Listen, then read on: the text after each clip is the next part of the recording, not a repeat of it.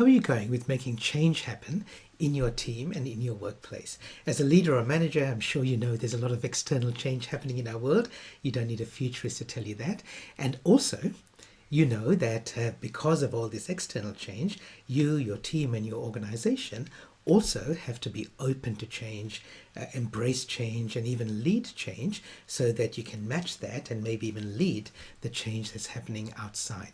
But you know that it's not always easy to make that change happen.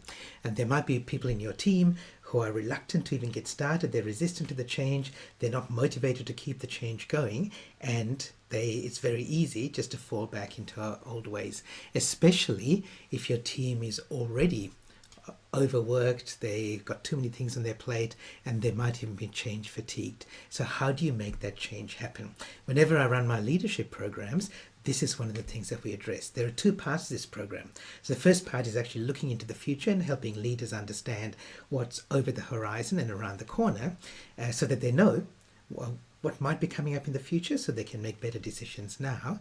But the second part of this is how do those leaders then take that back into their teams so that they've got a team that's open to that change and can implement that change. So together you're looking at the future. And it's a second area that many leaders struggle with. And I think one of the biggest mistakes that leaders make in this situation is they make change a big deal. So they say things like, oh, AI is here, we all need to be AI positive. Or they say things like, I've just went to this great strategic offsite and we've come back with our new strategic initiatives. Let's make sure that everything we do focuses on that. Or I've been to this great workshop with this futurist. We've identified these 3 trends for our future. Let's make sure we prioritize them. This is okay, and all of those things are true, but when people hear that, often they have a sinking feeling of, here we go again, or just another thing that we need to do, or here's something extra I need to add to my big to-do list, or this could be something that I'm frightened of, scared of. So I think one of the things that you can do, and I said this in a workshop recently, a little bit tongue-in-cheek, is I said, if you want to be more successful, lower your standards. Now, don't get me wrong, I'm not suggesting that we all should have low standards, but the mistake that many leaders make is they make this change initiative such a big deal that they're almost setting themselves up to fail. Now, if it succeeds, fantastic. And if you've got a culture that's already open to change and loves new change and loves ideas and ways to do things differently, fantastic. But most workplace cultures aren't quite at that level yet.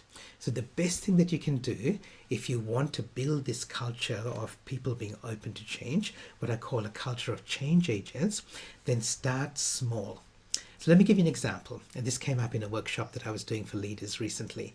One of the things that I recommend for leaders to understand more about the future is to engage in reverse mentoring. This is simply where the more senior person, which is you, gets mentored by somebody more junior. So you might choose somebody more junior, invite them to be your mentor, and for a series of 3 months, every 2 weeks, you sit down with them over coffee, and your job is simply to listen and learn. So they're the mentor, you're the person being mentored. It's a great way to get different perspectives. The thing I love about reverse mentoring is it's so simple to set up. You don't need an organization-wide mentoring program to be rolled out. You don't need everybody in your team to be involved.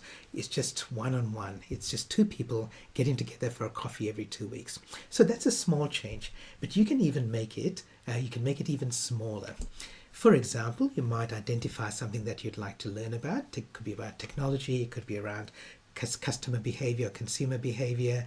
It could be around something else that you think that you'd like to know more about, and there's somebody more junior in your team who can mentor you in that.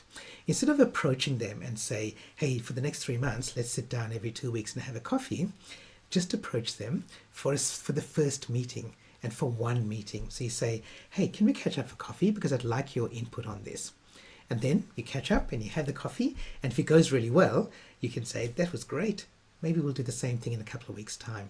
If it doesn't go so well and you're not very happy with it and it doesn't quite seem to fit, then you say, thank you very much, and then get on with your life. So you've set the bar so low that it's impossible for you to fail.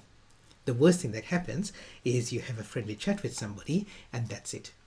Okay, but the best thing that could happen is that that continues and it becomes part of your culture. You might do it for 3 months and then you invite somebody else for the next 3 months. So the idea is to make these changes small. But I've got a worksheet here that you can download, and it's got some ideas about everyday innovation. And all of these ideas are small things that you can do to help build this culture of change agents so that people are open to change. People kind of look forward to it and they see it positively and not something to be scared of. So then when you come along with the bigger change initiatives, they're much more open to that. So download the worksheet, pick 1 or 2 examples from there and try them out. As I said, start small with them. Don't make a big deal of them. Just start it, try it out. If it works well, keep doing it. If it doesn't, drop it and try something else. I'm sure you'll find it useful. I'll see you in the future.